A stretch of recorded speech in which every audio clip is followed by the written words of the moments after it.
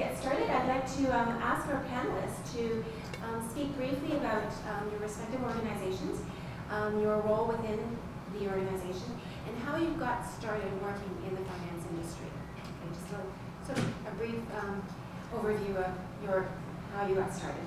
Okay, Eric, shall we start with you? Sure. So Eric Appleyard, Manager of Corporate Recruitment and University Relations for TD Bank Group.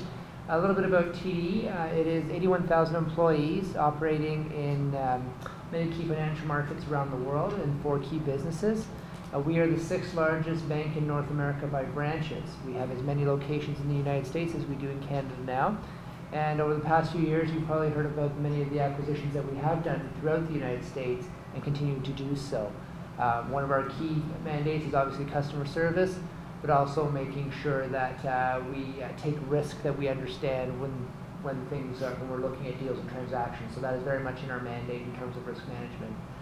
My role is basically I'm responsible for campus recruitment across North America, specifically with our corporate schools, of which York is one of them. So I'm responsible for making sure that any activities that we do out on campus have the same look and feel and align with our strategy with the organization. How did I get into banking? Is actually very similar to many of you. When I finished my MBA, there was an opportunity and applied for it through the Career Center, and lo and behold, became a commercial banker, and then have since moved on to different roles within the organizations that I've worked at. So, just briefly, did everyone hear that? Excellent, thank you. Hi, I'm Kishan Dhanjal. I work for Honda Canada Finance Incorporated. I'm also a York graduate myself, not too long in the role of Human Resources representative. I work with well, first I'll start with our business. As you know, Honda is a very big global brand. It's separated into different businesses. Honda Canada Finance Inc. is one of the businesses that provides leasing and retail financing to everyday customers who are interested in our Honda products. We have a large suite of products, as you know, Honda Civics, Accords, the Acura lineup. We have marine equipment, power equipment, generators, motorcycles, and ATVs. So if you're passionate about automotive products, it's a great business to be in. We do offer quite a variety of finance-related positions, including financial risk, business risk, accounting, treasury positions. In addition to that, we have entry-level customer service, customer remarketing, and collections and recovery type roles. So how did I get there? I graduated in HR from Atkinson about a year and a half ago. Found a great organization called Career Edge and put my resume through with support from the Career Center here at York and friends and colleagues. Had a pleasure of having an interview there, and here I am today helping you guys see both from the graduate perspective and also the recruiter perspective. Can you guys hear me? I don't need the microphone? We're good? Okay. So my name's Andrew. I'm a division director with Investors Group. Started about 4.5 years ago, and I was really no different than all of you. I was sitting in these types of sessions wondering what I was going to do when I graduated. Basically, I sat down with a family friend of mine who was also a partner at Deloitte. If any of you are familiar with Deloitte & Touche, it's an accounting firm here. And I told him a little bit about what I wanted to do, wanted to get into the finance services, and also wanted to build relationships. So he referred me to Investors Group. And I'm not sure how familiar you are with Investors Group. We're one of the largest financial planning companies in Canada and in North America. And I'm not going to bore you with the details. I mean, we've been around since 1926. We were built really on the backs of one of the worst economic downturns we've ever seen in the history of North America, the Great Depression. But more important than that, over the last few years, which we're all relevant with, we are one of the only institutions to have a net inflow of assets. So when you're taking a look at 2008 and the first quarter of 2009, we are one of the only institutions to have more assets come into the company than leave the company. Why is that so important? Well, it's important to 2 parties in particular. Number 1, the portfolio managers. Number 2, the clients. You see, if there's more money coming into the company than leaving the company during the worst of times, the portfolio managers now have cash to buy companies in their funds at historical lows. So as the markets come up with all of that momentum in 2009, who's rewarded? The clientele. Very, very important.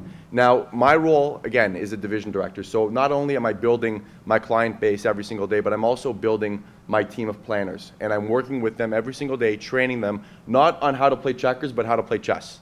Because one thing you need to realize is that this is not just finance. This is sales, this is marketing.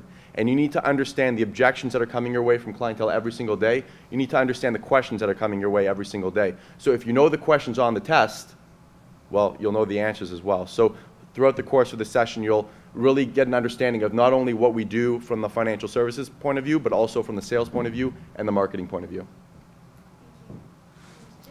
I'm Jim Cassimatis. I work for the Ontario government. It's a little different career path than a for-profit entity, but it's something you should consider. There are 25, 26 ministries, and anything we do requires financial support. You want to implement a policy, you want to build a school, a hospital, a highway, you need money. So, every program, every policy area is supported by a financial group. How did I get into it? I'm actually a policy advisor by training. I have 2 degrees in public policy. And everywhere I went, I quickly realized I needed funding to make it become a reality. So I got to know the financial aspect, and every job I've had always brought me back to the finances. So I'm now the director of a finance branch. Every ministry has a finance branch.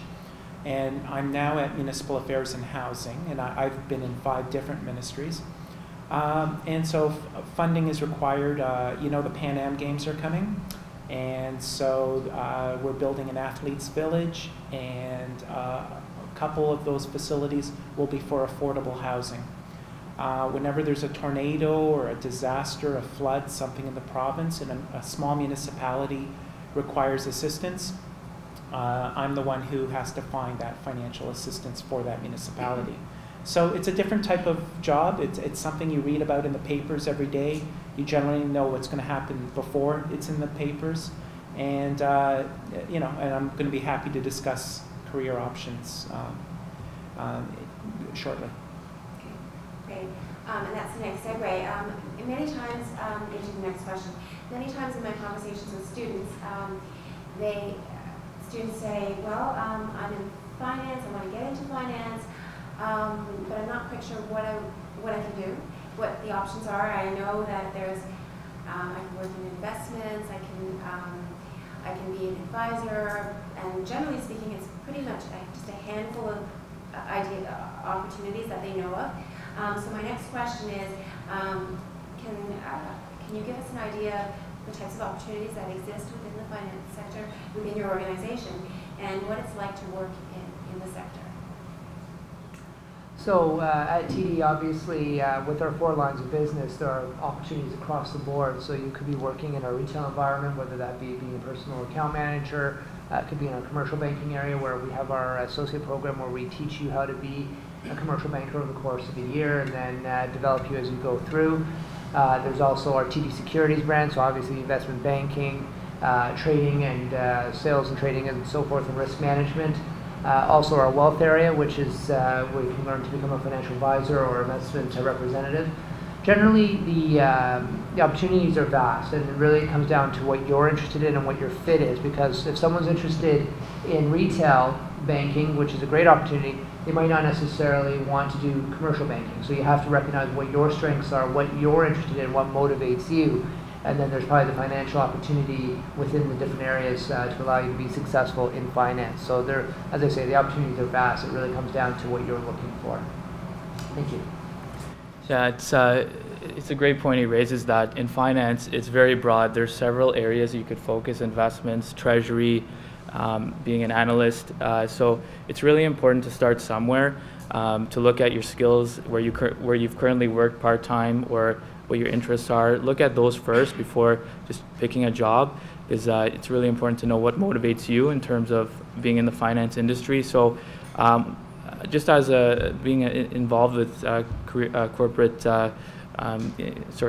recruiting for corporate branches in the Honda Canada Finance business, we have customer service, which is a great way to start your career in the finance industry, building relationships with customers that have loans and leases, understanding how someone is approved in terms of credit. Also, we have the dealer finance, so understanding how dealers are financed, We also have the Treasury Department. I mean, our business is built on buying and selling money in the market. So if you're looking at getting your CSC done, that's a great start. But also just understanding where your skills are at the current time and looking at various job descriptions in the Treasury, in the finance area to see where you best fit in terms of the different jobs out there. Within our division, we're looking for one role, financial planning consultants. That's it. Basically, what we're looking for, number one, people who want to be entrepreneurial. The reality of it is, you are building a business, so those entrepreneurial aspirations absolutely have to be there. Two, strong communicators, because, like I said before, a part of what we do is sales. So you have to be communicating to people what you feel they should be doing to achieve their goals. That's essential. And three is prospecting, marketing. So again, building your brand. Of course, Investors Group is behind me, but at the end of the day, people are buying from me. They're not buying just from Investors Group. It helps that I have a powerhouse of a company behind me so that when I go into somebody's home or they come to my office, they understand that it's Andrew Stulberg with Investors Group, not Andrew Stulberg Incorporated. But the other thing we need to realize is that when people come into this opportunity, they think, okay, number one, it's financial planning. Number two, it's sales. Number three, it's marketing. Flip it around. It's marketing, it's sales, it's financial planning. You're not going to do ongoing financial planning for people who aren't your clients. You're not going to do volunteer work for people who aren't clients. That's the reality. There are a lot of organizations who can use your services out there when it comes to volunteer work. This is definitely not one of them. Number two is sales. Like I said before, you have to be able to communicate your message, communicate your plan as to why people should be implementing this plan. And number one is marketing. So again, whether it's doing seminars, whether it's cold calling, whether it's doing booths, trade shows, referrals, networking, whatever it is, you have to constantly be prospecting and building your brand. Okay. There are many types of career opportunities in government. I mean, you can have a traditional finance role in a ministry. You can work in a program area like the housing division, and you negotiate agreements with the federal government, and you negotiate with municipalities for the creation of housing stock. You can work at the Ministry of Finance. If you go on to get an accounting degree, they've got a whole division that just interprets accounting policies. If you like international money markets, well, we have a deficit. So when we borrow on the international markets, we go to Wall Street, we go to London, we go to Tokyo to raise the funds. So there's a whole array of career paths within the Ontario government. What's it like working in the Ontario government? Well, for me, it's great because I've got career ADD. I go to the next shiny object. So I've been in communications and policy and finance, and then I get into IT, and then healthcare, and now I'm at municipal affairs. So, and I don't know what I'm going to do next. I'll figure it out when I see the shiny object. So that's what I like, and that's something that appeals to me. I can reinvent myself and do whatever I want.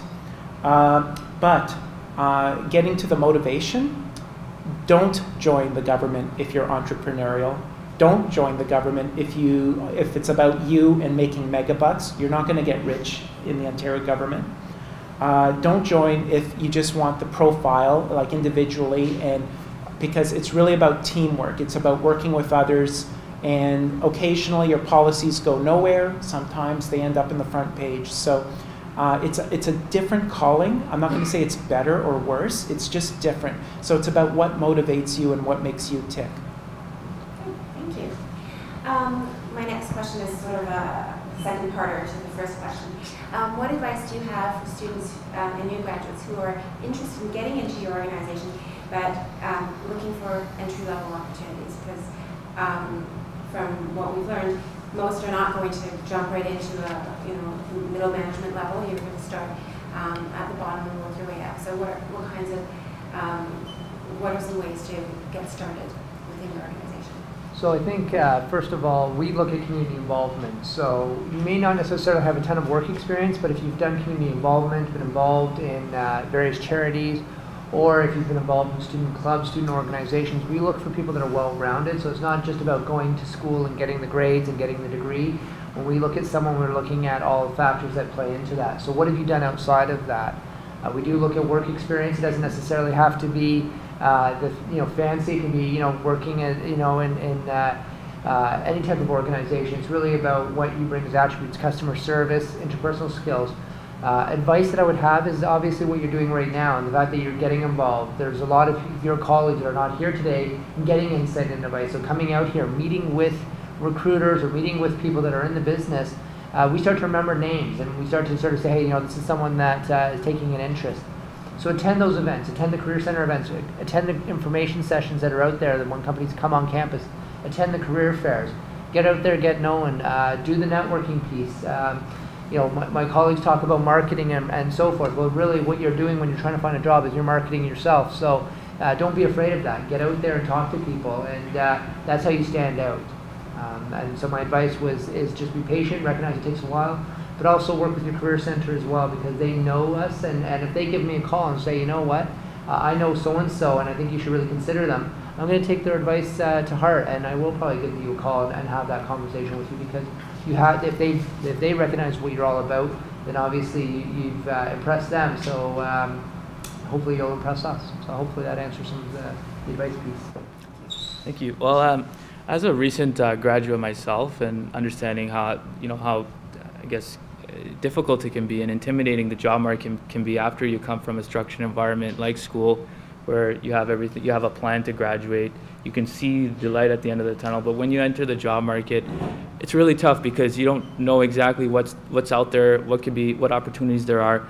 So I definitely would suggest, if you want to build a great career profile, is understand your personal brand. So know what makes you unique and emphasize that on your resume. Don't send in a page of random information of your skills, and always focus on what makes you different and unique in your cover letter. You can also, there's many conversations that I have with senior managers and executives about applicants, and saying, wow, he worked at McDonald's for 3 years. He's shown a lot of passion for his job, and he has a lot of experience relative to this job, but also he studied in the area. Let's give him a chance. Let's give her an opportunity at this interview. So it's really about what makes you different. Express that, and also seek advice on your resume from your professors. I've done that myself. I had a couple of my professors review my resume and had some discussions with them, and you network. You don't just use the same tools as your colleagues. LinkedIn is a great way to build networks with people out there, and use non-traditional ways to apply. Visit the locations personally and drop off your resume. Give a handshake or two. You'll really see the difference pay off, and keep trying. My suggestion would be get out there and work. And it doesn't matter what you're working in, but get out there and work, because I know we have a lot to juggle when we're in school, but we get into a bad habit of hiding behind our books. And then what happens is we get out there, we try and find a job, maybe we do find that job, but we don't understand not necessarily what we want to do, but what we don't want to do. One thing that I learned very, very fast when I was working in university was what I didn't want to do. So when I started applying for careers and applying for jobs, as I was basically getting towards the final months of my program, I knew exactly what I didn't want to do, and therefore I was able to apply for the roles that I thought would be a good fit. Very, very important. So again, it doesn't have to be something in finance, it can be anything. Make some money, understand what it's like to make money while you're in school, and also be able to multitask a little bit. In terms of this career, if you're looking specifically at this, a couple things to look at are your securities license, your LQP. Getting those designations are very important, and at the same time will get you off to a good start in this career. I want to echo the comments on work experience. It's all valid. I don't care if you worked at Taco Bell or wherever. You can demonstrate customer service skills, interpersonal skills. You know how to work in a team. It all counts. So it's all really important. So I agree, work. The Ontario government has all its jobs, its permanent jobs posted. So you can just go to ontario.ca/careers. They're all there. There's also there a youth and new professionals section for entry-level positions. And there's internships, there's summer experience openings. So, and they've got thousands of jobs in summer jobs, so you can look there. But you've also probably heard Some jobs aren't advertised. How do you get those? So if you go to our website, ontario.ca, you will see on the left-hand side our telephone directory. Click on it, explore it. Everyone's in there. We're 68,000 employees across the province, and find a ministry you're interested in. Find a section. Call the manager up. Yeah, call them out of the blue. That's fine. Don't call directors. Don't call anyone higher. The manager's the right level because they're the ones who do the hiring. And don't say, I want a job. Say, I'd like a 15-minute informational interview. I'm going to be downtown. Do you mind if I pop in and meet you? Everyone can spare 15 minutes, So, don't put the pressure on them. But, as you go and you meet several managers, word gets out, and because they're always looking for talent. And it may be for a short-term contract. That's okay. What you want is experience. You don't need a permanent job. And the joke in government is there's no such thing anymore as a permanent job. When I joined, there were 80,000 employees. In the early 90s, it was 112,000. And like I said, we're now 68,000. So where's the permanency, right? So there's no such thing. So focus on getting work experience. A contract is just as good. I spent 1.5 years on contract. Okay, thank you. So if I could sum up some of your points, make sure you know yourself well, know what your strengths and assets and interests are, and learn to articulate them well in a unique manner to anyone you're meeting, prospective employers and so forth. Get out there, be proactive, meet people, build skills, get experience, get involved, and then the more you're out there, the more you're likely to meet people who might be able to get you a job or give you information about opportunities. Okay. So my next question is regarding how important is it to have finance, like a finance background or business or math as a major or courses behind your belt in order to work in this industry? Would you be willing to take an arts major, a language student or something? In addition to your degree, what other, and some of you have touched on this already, what other skills or experience or knowledge could students be acquiring now while in school to help them be competitive for entry-level opportunities? Do you want to start, Eric?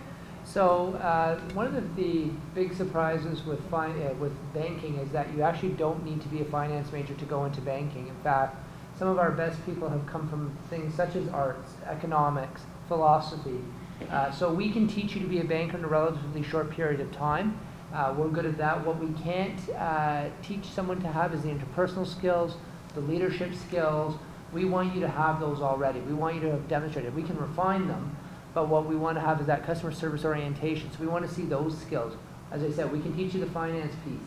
Some areas, such as TD Securities, would require more of a quantitative sort of focus. Mathematics, again, finance majors, but not all roles. I want to make that very clear, that not every role in banking requires you to be a finance major or have quantitative skills in terms of a degree. We can teach that piece, but again, you have to be aware of which roles and so forth. Again, what we're really looking for is that leadership, communication, interpersonal skills, and willingness to learn. Right. So many of you may be searching for jobs out there, or have graduated, or are going to be doing that in the future. Don't look at a job description and try to match yourself against it. That's just a guideline. We like to think that. We're an equal opportunity employer at Honda Canada Finance. We take, again, like TD, many different backgrounds for entry-level finance positions.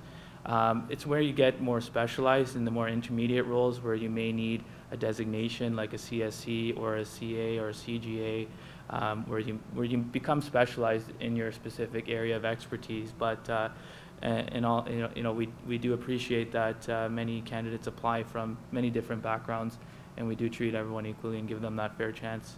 So yeah, definitely look into different areas, and I'm sure you'll find something. Yeah, you don't have to have a background in finance or economics to enter this field. If I take a look at any of the consultants in our office, we have former professional athletes. I mean, I had a major in sociology. We have individuals who have a background in marketing, have a background in psychology. I mean, if we're talking about sales, having a background in psychology definitely helps big time. So it doesn't matter what your background is. I don't really look too much at the resume as much as I want to know how we're going to interact in that interview. If I leave that interview and I felt like it was more of a conversation and a meeting rather than an interview, I feel very, very good about that candidate. At the end of the day, people are not going to remember what you said. They won't remember what you did. They will remember how you made them feel. That's the way it works in this world. Most people will take in about 50% of what we say on this panel today. By the time you leave this session, you'll remember about 20%. 72 hours from now, you'll remember about 3%. So think about it. If we're interviewing each other, 72 hours from now, I'm going to remember you based on the way you made me feel, not based on what your resume said or what it is that you told me. I'll remember a little bit about it, but it really all comes down to how you interact with that employer and that person that's interviewing you. In government, we hire everybody, architects, engineers, lawyers, accountants. So we do look at all academic backgrounds, especially the arts, because believe it or not, the arts are underrated. You do learn how to think critically, how to analyze. Those are all important skills. If you already have a finance degree and are interested in government, and you may want to consider a public administration postgraduate degree or certificate. But if for a career in finance in government, you need to have a finance background. Don't look at me. I don't have a formal finance background, but I have over 20 years of experience where I've learned it. So, and you don't have that experience, so you would need that academic background. Okay, thank you. If you could also ask the panelists to share with us a little bit about the recruitment process at your organization, what's involved in the application process, so any specific hiring dates, materials that are required as part of the application, and what they might expect during the interview. That would be great. Okay. So typically our recruitment process is in September. That's when a lot of our recruitment happens. Having said that, we're always looking for good talent throughout the year. But if I was going to say our two major intakes would be September, October timeframe when we do come on campus and come to the various career fairs across the country. And then in January, February for the odd summer opportunities that do come up. However, having said that, if you visit our website, there are opportunities all the time, so we're always looking for good people. The process really generally is that you would apply. There would be a series of interviews. In some cases, in some roles, there would be some what we refer to as psychometric testing, basically just personality tests. But for the most part, again, it's a lot to do with the interviews. As I said, in some roles, again, there would be some specific maybe assignments or maybe some testing, but other than that. And general advice is just, take your time when you're doing the application, do the networking, make sure that there are no mistakes in the application, and practice your interview skills as well. Use the Career Center to do that so that when you come in and get that opportunity, you can be successful. All right, so Honda Canada Finance, as well as Honda in general, we're very big on internal development. So friends or family you may know work for dealerships or the corporate offices. Great place to start there.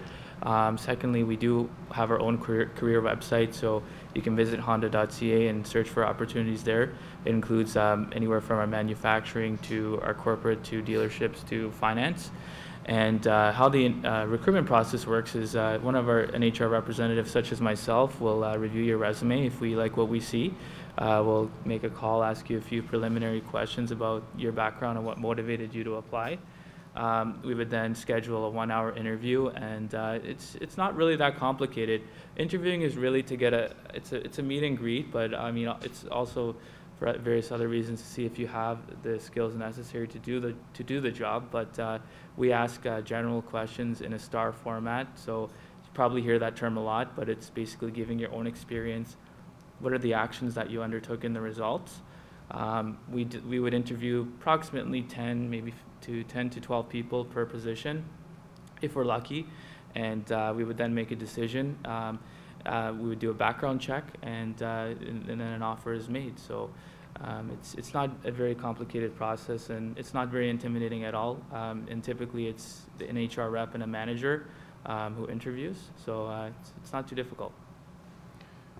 how most consultants come on board in terms of my division are through conversations that are initially had with myself. So again, I do a number of these sessions, do a number of booths, and what I do is I obviously talk to individuals like yourself, and then from there, take your resume and then go over that resume with my assistant Jennifer. From there, Jennifer will give you a call, and again, I've already made a couple of notes based on our conversation, but she will also make some notes on the conversation she has with you. From there, I'll sit down with her and also my recruiting coordinator, Richie, and then we will decide whether we want to invite that individual to a, not a training session, but more of a career session where you can find out more about the opportunity. Then from there, we will schedule interviews, and the interview will be with myself, and then you'll have another interview with myself. That is basically a selection period there where I'm really taking a look at you and figuring out whether you're qualified to meet with our regional director. From there, you'll have that final interview with our regional director, Ermos, and then he will decide whether or not that individual is qualified to be hired. And again, it's very simple.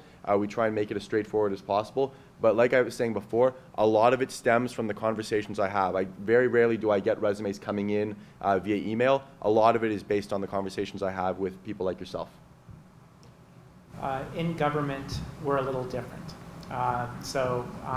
With respect to contract positions, when you're calling someone up for a short-term assignment, that's just your initiative to strike a relationship with different managers. When it comes to a permanent position, because we're a unionized environment, we have to demonstrate our objectivity. So we lay out the process and we try to make it as objective as possible, which means when there's a job ad, and they ask for a skill, in your cover letter and your resume, mention that you have that skill because you've done X. You've got research skills because you've done Y. You have interpersonal skills because you managed something. So you have to not just say it. It's important to say it. You have to demonstrate. How did you attain, or how did you demonstrate that skill? Then, if you do get an interview, again, we try to make it. By the way, so with the job ads, the people who have mentioned and have matched the job ad most accurately, they get scored. And the people with the highest score gets interviewed. That's how we do it. So it's not about feeling, it's not about rapport at that time, it's about your qualifications. And we can only judge what you write down. Then when you move to the interview process, it's a panel. So you're not being biased by any one manager. You'll have 2 or 3 managers on the panel. That can be intimidating. But the reason for that is to keep it objective. So you have 3 people scoring. And they don't even maintain eye contact with you because you're busy writing down your answer, because they will score what you say. And so again, the people with the highest score are the ones that are shortlisted. So they try to make it as objective as possible, and there are pros and cons to that. I'm not saying it's a foolproof process, but that's the way we approach it. I think we might take some questions from the floor at this point. Does anyone have a question for one or all of our panelists? Could you stand up and I'll repeat the question for everyone to hear as well. I just want to know, when you said your company, they go through a background check, what does that mean? What do they do? That's a good. Are you talking specifically to Kishan? Sure. Okay, so the question is, Kishan, when you talk about the company doing a background check, what's involved in that? Well, it's a very good question. Typically in finance, you'll be handling sensitive information with their clients, and our clients would like to have someone with a clear credit background and clear criminal record. So we do a criminal and credit check, as well as 3 references from your direct reporting supervisors or managers from past employers, and also to verify you've completed your degree if it requires post-secondary for the job. So it's not a difficult process. It doesn't take too long, but it's just to ensure that there's no issues with the employment relationship once the person is employed. Does that answer your question? No, Yeah. Facebook and Twitter. To be honest. Why? What do you have on there? Yeah, I would suggest actually take, if you're applying for jobs, I in certain positions, actually one of my family members had applied for a senior position at a company, and due to a Facebook picture, she thinks it's that, but she wasn't selected. So I told her, take down any, pictures that will give the employer the wrong image of you, and just keep it like a, Facebook as a, picture of your face. That's it. Yeah. So to that point, I think it's, the social media piece is an interesting one, because I think a lot of recruiters are of mixed minds of this. For myself, I will not look at your Facebook. I don't need to know, but I will look at your LinkedIn if I want to. So I don't know if many of you are on LinkedIn, but to be aware of that. But as far as Facebook, but I guess what I'd have to warn you about it is a digital tattoo. So anything you put out there in cyberspace, wherever it is, it still exists. You can take it down, you can try and expunge it, but it's still there. So if it's out there, someone may come across it. Now, hopefully it's nothing too controversial, but I guess you got to recognize that your image is important, your brand is important. We're putting you in front of clients, we're putting you in front of various business leaders, so just be sensitive to it. So I wouldn't, again, what you do on a Friday night really has no business for me to know, but if I did come across Facebook photos that were questionable, that it just changes how that brand, what we think of, what that brand is of you. So just be careful. And I think anything that you put out there, think twice, because once you hit the send button, it's out there and it's done, and you can't get it back. It's not a formal policy to check Facebook or LinkedIn. It's not something we've traditionally done, but Honda is going to be very involved. Honda Canada is involved in the social media and Facebook and Twitter and LinkedIn. So Honda Finance is following in those footsteps. So we will be communicating with a lot of you in the upcoming months on these social media venues. So my advice is keep it professional, and there's no harm done. So. Thank you. And just for all of you who are here, we do have a workshop at the Career Center, how to find a job using social media and Etiquette 101. So if you do have some questions about your own social media activity and how that might impact on your job search or your career development, you can certainly sign up for the workshop.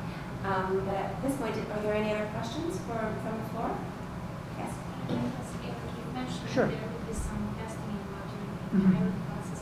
Would it be any quantitative? Yeah, so some Can I just read please, the questions? yes, of course. People at the back may not be able to hear.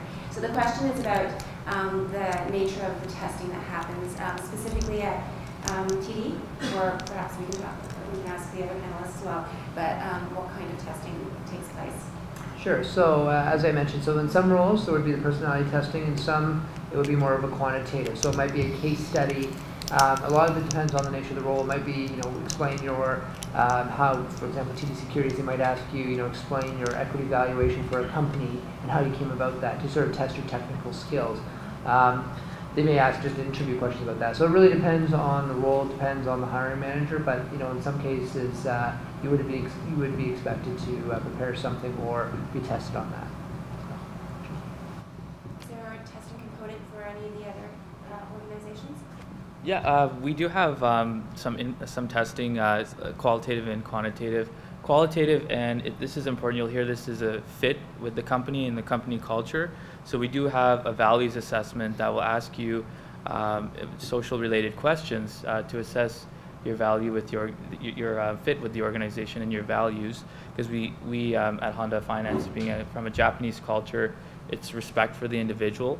So we just want to make sure that all of our candidates and potential employees carry that same foundation, as well as we do have for more like finance and treasury related roles. We may ask for an Excel test to be done, and also for our management and supervisor level positions, we have psychological assessments as well. We don't like to call it that, but if you've heard of the Enneagram, that's what we use to assess personalities of our potential leaders, to make sure that they're a good fit as well. So yeah. Okay. We have a personality test that we need completed during the interview process, and also in order to start our paid training program, you have to be securities licensed. So you have to have your funds license, which is essential, and obviously that's quantitative. So that is a requirement by the industry. In order for you to start our training, you absolutely have to have that. in government now, every permanent position and interview requires 3 different methods of evaluation. So answers to the questions are 1, your overall presentation 2, and 3rd, there's usually an assignment. So prior to the interview, the manager will make up an assignment, and prospective candidates would have 20, 30 minutes to respond. So if it's a finance position, it might test your analytical acumen. If it's policy, your political acuity. So it depends. They'll give you a situational analysis, and you will have to respond to that. That will be written? It's a written, and then sometimes you're asked to present it to the panel. Thank you. Any other questions from the floor? My question for the panel.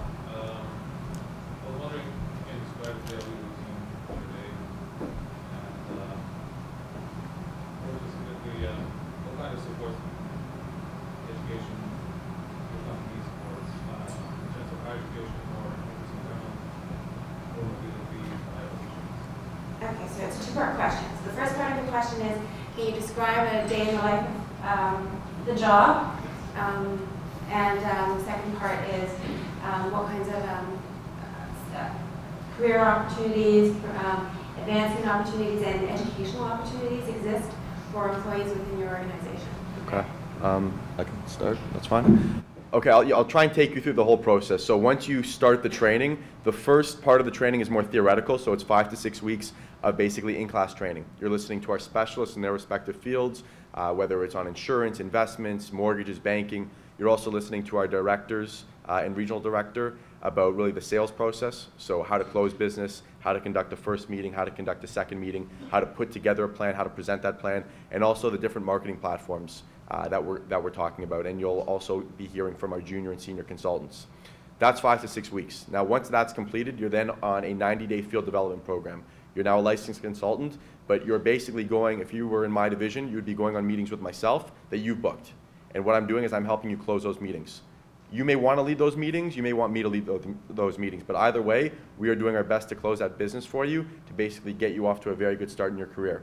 Now, in terms of the day-to-day activities, what you should be doing when you first start is trying to book as many meetings as possible, whether it's with warm market, whether it's with cold market. When I first started, I didn't have a big warm market. I mean, I was coming fresh out of school, 23 years old. I hit the phones. I was calling for appointments, calling for seminars.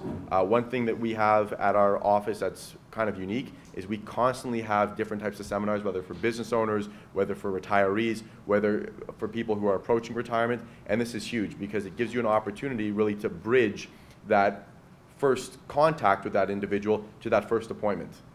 And in terms of the training, there is training every single day, whether it's on marketing, whether it's on sales, whether it's on actual product, the product that we sell as well. So really that's what it's about. And within that whole component, you have the marketing, you have the sales, you have the financial planning, but a huge part of your day should be towards marketing at first. Okay, if you're successful as a financial analyst in government, you would likely be paired up with a senior analyst. You'll learn about the business of the ministry. You will accompany the senior analyst to meetings with program areas like the housing division or the municipal division, and you're there to listen, to learn. You'd be asked to do some rudimentary financial analysis, just to test your chops, see how you do. In terms of what opportunities there are for learning, every employee, myself included, have to complete not just a performance plan every year, but a learning plan. So we take learning very seriously, and we want to see you fulfill your learning objectives as well. Yeah, so at Honda, it's big on internal. I will emphasize that we're big on internal development and growth. So when you start at the company, its majority is on-the-job training. For various specialized roles, there is classroom training as well, depending on the nature of the role, but internal development is huge. We do offer, actually part of your compensation package as a full-time associate is a certain amount for your personal growth academically. So for courses that you want to take for a certificate or MBA or designation. In addition to that, it's a very decentralized environment. So when I started there, it was okay to make mistakes. When you started there, they actually wanted you to learn from your mistakes and understand where you could improve. It's about self-improvement and continuous challenge in our culture. So if you're that type of person that enjoys a challenge, but is a little bit frightened about making mistakes, don't worry. That's the Honda culture. It's okay to do that. So from a TD perspective, if you were to visit our website, there are day-in-life videos for the different roles that are out there. There are actually 23 videos that go through people's day and sort of explains what it's all about. So it gives you a real sense of the different types of opportunities and what are sort of the different challenges that people face. Also, as all our colleagues here have said, that we do promote from within, so there is a lot of internal development. The idea being is that there are people that have had 14 different careers within one organization, so it is the possibility to move around. We do encourage that, and we spend tens of millions of dollars each year on on training programs and so forth to help people be successful, including taking courses outside of TD's internal courses, such as at York and so forth, and continuing education. So there is tuition assistance and so forth that every employee can have. Great, thank you. Any other questions from the floor? Question here? I have two questions, one for investor group and one for TD. For investor group, as you said, so you're recruiting all the majors. Actually, I've been in one of the seminars of investor group. But what I was thinking for financial planning major, that we are spending like 4 years in university learning this financial planning thing. Mm-hmm. So is it more like marketing if you are not distinguishing between marketing major, financial or sociology major? So how is it? It's not like it doesn't seem to me now like a finance major job. Oh, it's definitely a finance. It's definitely a finance major job because at the end of the day, you are working with numbers. But how good is a financial plan if nobody's going to implement it? Okay, I'm just going to repeat the question. So your question is, how much of finance background is involved in the job with investors group? It sounds like it's more marketing. Okay. Yeah. So like I was saying before, a financial plan is only as good as somebody who's going to implement that plan. This company manufactures financial planners, but we pay salespeople twice a month. You have to be able to communicate. Sales is all about communication, and we can sit here and we can say, oh, we're not really salespeople. We are all salespeople because we are all trying to sell ourselves to that employer who is supposed to either hire us or hire the next person. So that's very, very important. But in terms of answering your question, it is definitely financial planning because I'm working with numbers every single day, whether it's on the investment side, whether it's on the tax side, the retirement side, the cash flow side. However, we have to be thinking about what the client or the prospective client is going to be thinking and how we're going to be able to communicate that message in a way that they are going to understand it, take that plan and implement it with us as opposed to implementing it with anybody else. Does that help answer your question? And for TD, about these TD process of education that you said there are some degrees specifically for TD Canada.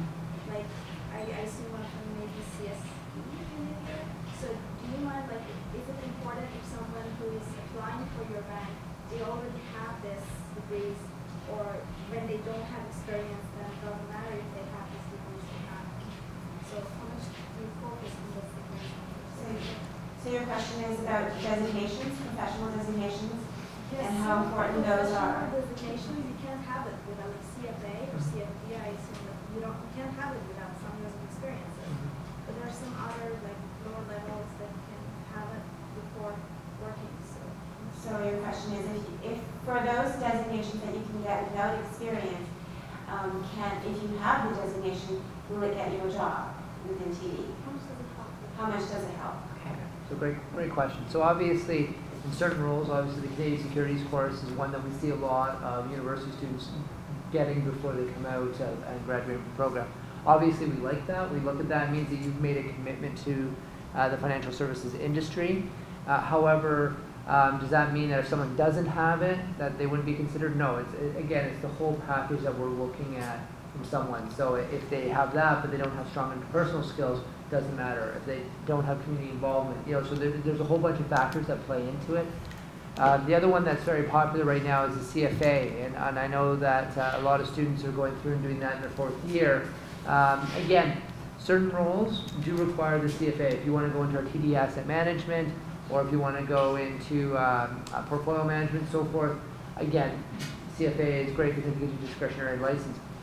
But, you know, we would also, if we put you in those roles, obviously we would also support those as well. So it really just depends on, they're also expensive, let's be honest. Those courses are expensive, so we recognize that. So we will provide financial support once you join the organization if you go down that path. But if I was going to recommend, if you really want to sort of stand out, obviously the more you can do in school, such as the Canadian Securities course or something like that, or Conduct and Practices course, that obviously looks good. But again, you know, we look at the whole candidate in terms of what they bring to the table. So it's not, that designation is not going to necessarily seal the deal for you, but it does help. Does that answer your question? Question, gray jacket? I have a question for Eric. So like most people, they apply online nowadays. Mm-hmm. It's all online. Mm-hmm. Like there's keywords matching. I've read the process. Like the people telling me how like there's keywords that they match, the computers just automatically just match it. But like say if I was to just come into a branch and just like my cover letter, my resume, try speaking with the managers for 30 seconds, and just be like, okay, here, this is what I have to offer. Does it work like that, or like or can I go to like a head office, like downtown with the head office, and then talk to their human resources, or even like China, right? Talk to their human resources straight instead of going through online, Mm-hmm. and like it shows like the person has initiative and whatnot. Like, does that help, or like does that go a long way other than just applying online? Okay. So the question is, how helpful, how beneficial is it for a job candidate to approach an organization directly? We'll take TD as an example, walk into a branch and speak to the manager and have a bit of a conversation, give them their resume. How helpful is that in securing a position? Or do you have to do it online for everything? So to answer that question, it's really a mixture of everything. So I would encourage you to apply online, create your profile online, because we do look at those. But also it's networking, it's getting out there. Now, do I recommend going into every branch and handing off a resume and saying, hey, can I have 5 minutes of your time? Probably not the most effective use of your time. Better yet, to get the warm lead, you probably have colleagues, and I'm going to say this for any organization, any bank, but you've probably got colleagues that work at TD. Maybe talk to them and say, hey, you know what, you're doing, maybe it's a customer service representative role. Who do you know? Maybe you can put me in contact with someone. You also have someone right here from TD that perhaps at the end you might want to come up and chat with me and get my business card, and you start that relationship there and connect that way. Student clubs, don't be afraid as a student. People want to hear from you. So if you're involved in, you know, sports teams, charities and so forth, you're going to bump into bankers there. If you really want to be a banker or really want to join TD, chances are at some point you're going to meet someone. You know, develop that relationship with them, invite them out for an informational interview, a coffee. You know, we're happy to chat. You know, we're always looking for good talent. But I wouldn't necessarily recommend going down from branch to branch to branch. First of all, you're going to wear yourself out, and more importantly, it's not targeted, right? So it makes a big difference to me when I get a phone call from a branch manager who they've connected with you personally. Maybe it's through a community event and said, you know, talk to so-and-so because I've enjoyed that conversation. All of a sudden, your candidacy moves up because now someone's already invested time with you. So I really recommend have that personal relationship and not just trying to go out there and target everyone. So it does take a little bit more time, but the results are a bit more meaningful. Could I get the other panelists to comment on the networking aspect of job search? Sure. I mean, I would recommend using any avenue possible that's available to get the message out that you are interested in the position. You'll notice that in some positions they'll have the recruiter's information. It's there for a reason. So try to get in touch with them. Send them an email. Ask if you can, call the 1-800 number. Ask to speak to them directly because recruiters do notice the efforts you make to get them to see your resume. And definitely don't send the same resume out to several different jobs. Always cater your resume to that specific job. One of the other gentlemen mentioned that match your skills to what the job characteristics are. Spend some time on your resume and cover letter. because that definitely gets noticed. I mean, although recruiters don't spend all of their time analyzing your resume, just bolding certain things on your resume, like you said, will definitely get your resume noticed versus other candidates that send the same resume out to X, Y, and Z job. So. Okay, I think number one is you have to go for what you're passionate about, because the last thing you want to be doing is being on a treadmill for 5-6 years and then realizing that this isn't for you and then maybe going to another career. To me, that's not healthy, but also at the same time, research who you're going to be talking to, because it's very, very impressive to me when somebody knows the history of Investors Group. Do I want them to tell me all about it? No, but if they start telling me about our company and why they chose our company to potentially interview with, that definitely goes a long way, and it's just another check in my mind when I'm looking at you whether or not you're a serious candidate. Come to a lot of these sessions as well, because you're going to be talking to all of us, and we're going to remember some of those conversations. So like I was saying before, a lot of the people that I hire doesn't really come from the emails that I get with resumes and cover letters. It comes from conversations like this. So take advantage of these opportunities that York is providing you with, whether it's career sessions, panels, booths, whatever it may be. Talk to these individuals, because they will remember those conversations as opposed to just remembering a resume. And for me, it's the same in government. I mean, establish the personal relationships, as I mentioned. Phone the areas you're interested in. Don't do the shotgun approach and see what sticks. You know, start with a genuine conversation with a manager. Find out what their priorities are, what they're looking for, and the more of these conversations you have, you get your name out there, and it's the managers that do the hiring, not HR. So it's really important that you target your efforts for us with the managers. So it sounds like what you're saying, all of you are, first of all, identify the organizations that you want to work for, learn about those organizations as much as you can, figure out what you want to be doing within the organization, what you have in terms of skills and interests, your background, your experience, all that, and how you can help the organization, and then have meaningful conversations. Don't just call them up and say, do you have a job for me, but have meaningful conversations, learn about, you know, ask thoughtful questions, and that will get you noticed. Okay, thank you. Any other questions from the floor? Okay. I have one last question, and then I think we'll break into the networking, mix and mingle session. But just if the panelists can think back to candidates and applicants you've come across, what would you say distinguish those individuals who succeeded at the various stages of the recruitment process from those who did not? So basically, what made those who succeeded successful? So from my perspective, the ones who stand out are the ones that have done their homework, that have taken the time to learn our organization, but also to learn what they're interested in, who are very aware of what their strengths and opportunities are, and apply them you know, when they do their job search. That's what stands out for me.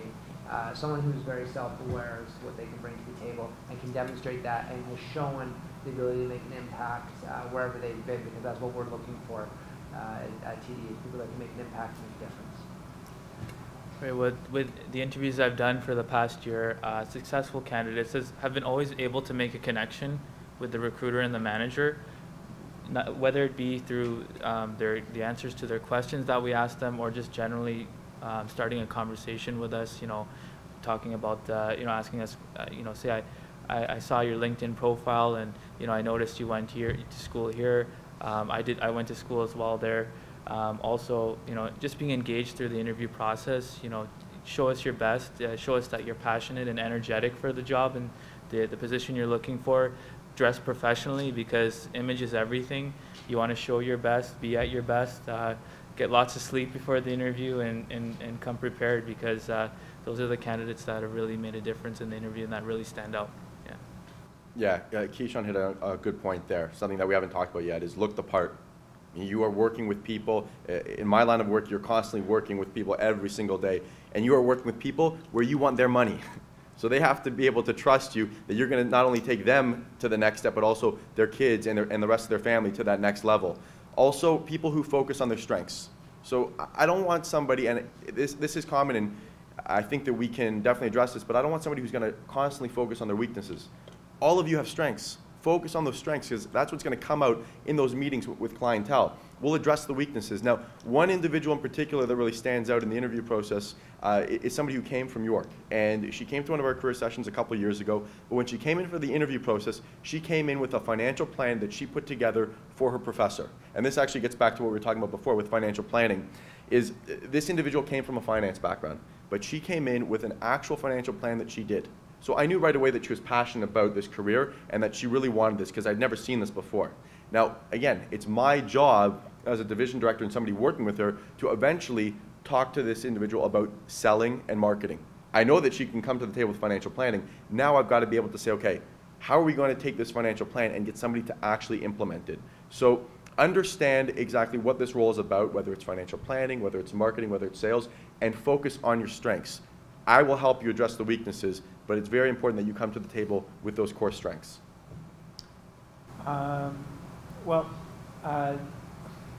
Let's see, a couple months ago, I was at one of these panels, and there was someone here who had volunteered in the political process, and she was afraid that her party affiliation was going to impact negatively, especially if she's applying for a job and it's another party in power.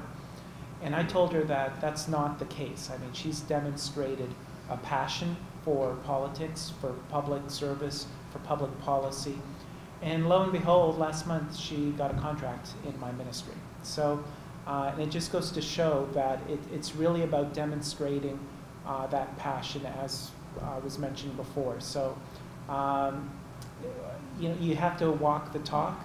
Managers need to see you in that role. When they're talking to you, they're trying to imagine you fulfilling that role.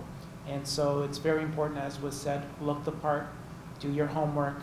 I trust, if you want to work for the government, you're going to read a paper, you're going to know what the current events are, because that's what we work on. We work on matters that impact everyone's lives every day.